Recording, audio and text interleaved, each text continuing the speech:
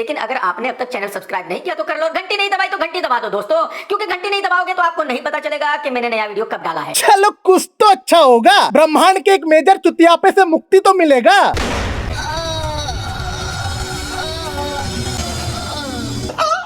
सुस्वागतम मंडली। तो आज हम एक ऐसे कर्मकीट और फालतू इंसान की बात करने वाले हैं जो खुद को YouTube का बहुत बड़का फिल्म क्रिटिक समझता है। He's the number one critic. अबे मेरा ठीक वैसे ही जैसे ये देशद्रोही से पहले खुद को हीरो समझता था। मगर क्यों? क्यों क्या भाई, सबका अपना अपना शौक होता है यार। वैसे ही जैसे इसको गलत फहमी पालने का शौक है। अब इतनी तारीफ से तो तुमको समझ आ ही चुका होगा कि आज हम किसकी बात करने वाले हैं। हाँ भाई, One and only KRK.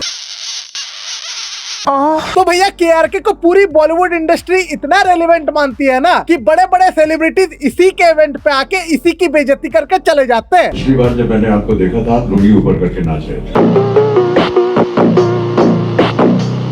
सखी मारे दौरा के लुंगी उठा के।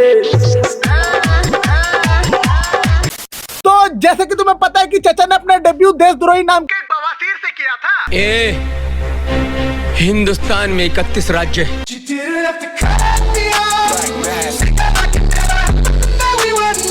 और उसी बवासीर को लिखने से लेकर प्रोड्यूस करने तक हक दिया। और उसमें खुद ही को एज ए हीरो कास्ट करके उस फिल्म का सत्यानाश करने तक का प्रचंड हार्डवर्क चचा ने बड़ी ही लगन से किया था।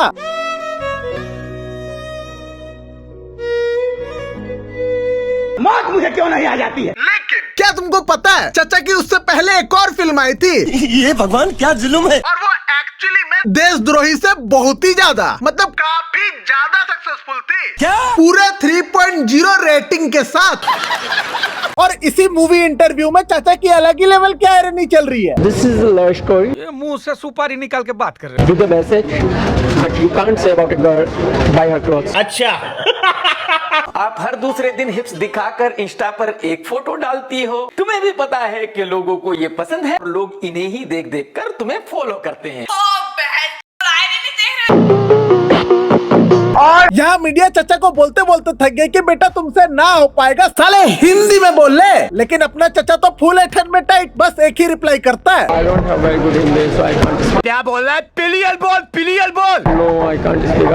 I don't have very good English. थोड़ा देर के लिए वहाँ पे गोटी मुंह में था।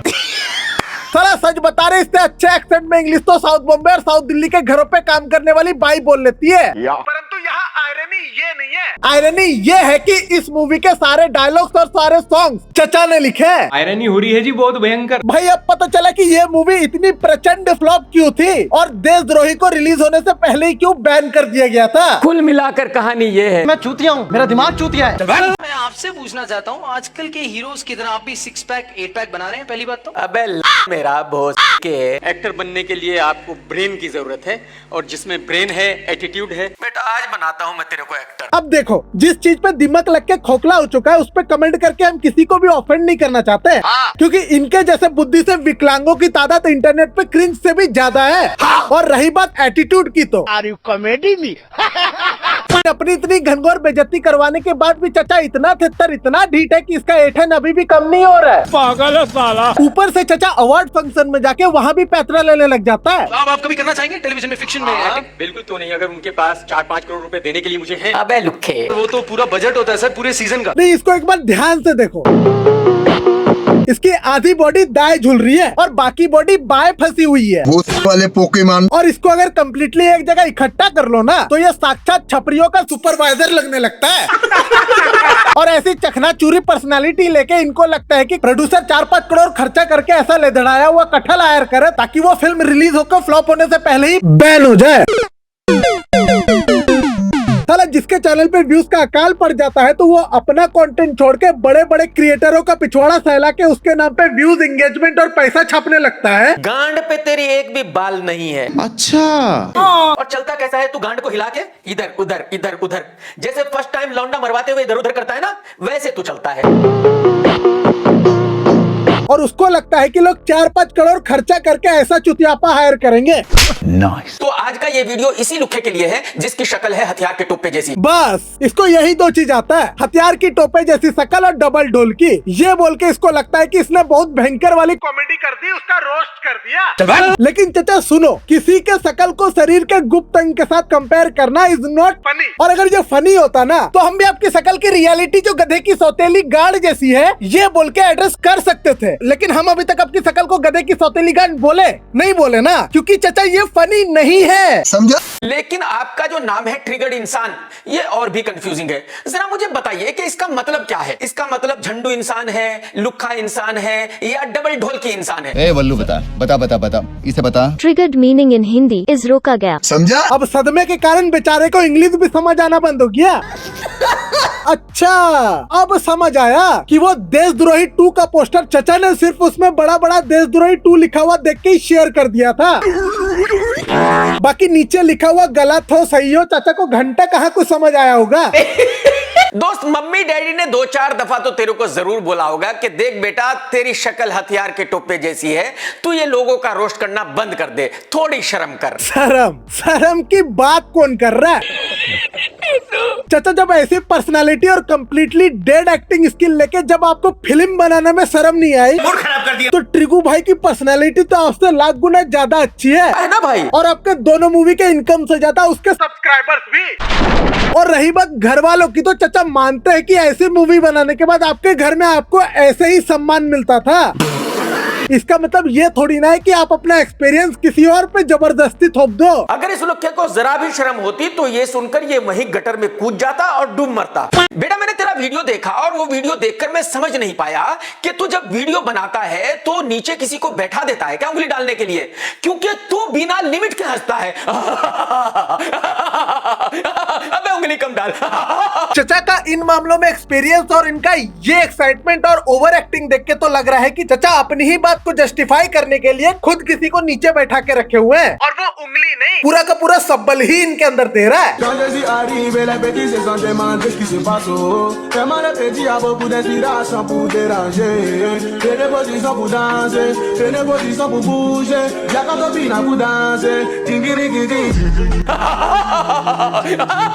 कम डालना। कैसी लगी यार डबल ढोल की भाई, मैं तेरे सब्सक्राइबर्स देखकर हैरान रह गया, परेशान हो गया। बेसिकली चचा बोलना चाहते हैं कि वो जेलस हो गए और जलन के मारे वो अपने आप ही अंदर रोस्ट हो गए।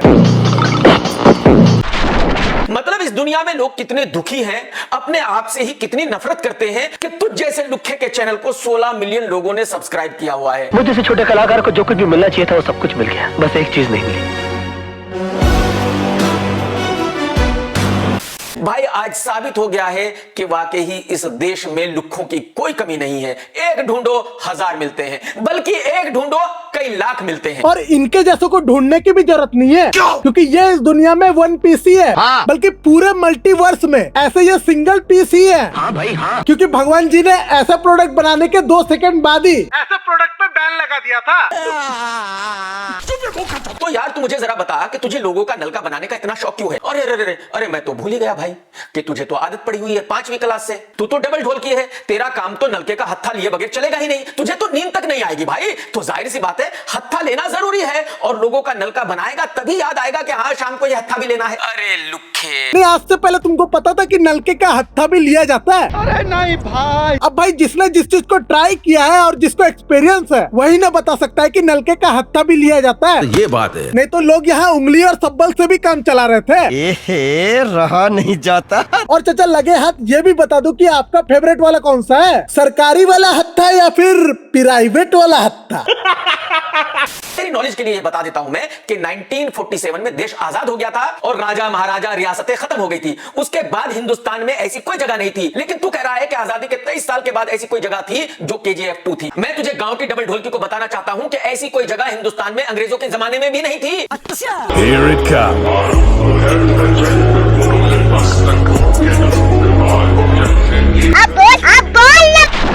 चाचा रिसर्च नाम की एक चीज होती है, तो वीडियो बनाने से पहले वो कर लिया करो। तो बेटा गांव से थोड़ा बाहर निकल, दुनिया देख, फिर अपना दिमाग लगा। हाँ उसमें तो दिमाग लग चुका है। सॉरी चाचा, सॉरी। और तुमने अपने वीडियो में खुद ही मुझे चचा कहा। चचा का मतलब बाप जैसा। तो बेटा बाप बाप होता है और बेटा बेटा होता है। बाप को सिखाने की कोशिश मत कर बेटा। छोड़ो, कुछ गलत बोल दिया तो चाचा फिर से ऑफेंड हो जाएगा, तो रहने देते हैं। आज के लिए बस इतना ही रखते हैं और इस चलचित्र को यहीं देते हैं पूर्ण विराम। लेकिन हम आपसे अवश्य मिलेंगे किसी और चलचित्र में। तब तक के लिए जय जय श्री राम।